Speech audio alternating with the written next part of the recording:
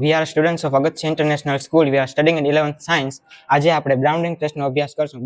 Brown ring ટેસ્ટનો ઉપયોગ કોઈ સંયોજનમાં નાઇટ્રેટ આયનની ચકાસણી કરવા માટે થાય છે તથા ખાદ્ય પદાર્થોમાં માટીનું પ્રમાણ અને પાણીમાં નાઇટ્રેટ આયનની ચકાસણી કરવા માટે બ્રાઉન રિંગ ટેસ્ટનો ઉપયોગ થાય છે. જમીનમાં નાઇટ્રેટની વધુ માત્રા એ જમીનને ખૂબ જ એસિડિક બનાવે છે. તે છોડ અને ખેતી માટે હાનિકારક છે.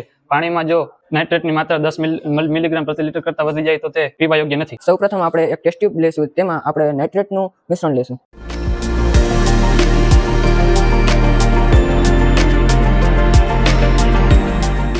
ત્યારબાદ આપણે આમાં સાંદ્ર H2SO4 નું જલીય દ્રાવણ ઉમેરશું. સાંદ્ર H2SO4 નો ઉમેરો કર્યા બાદ આપણે તેમાં ફેરસ સલ્ફેટના જલીય દ્રાવણનો ઉમેરો કરશું.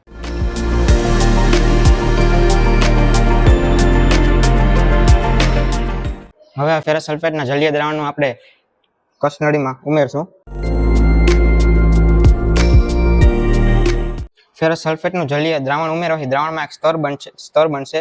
તે સ્તર પાસે બ્રાઉન રિંગ જેવી રચના બનશે. તે દર્શાવે છે કે આ દ્રાવણમાં નાઇટ્રેટની હાજરી છે.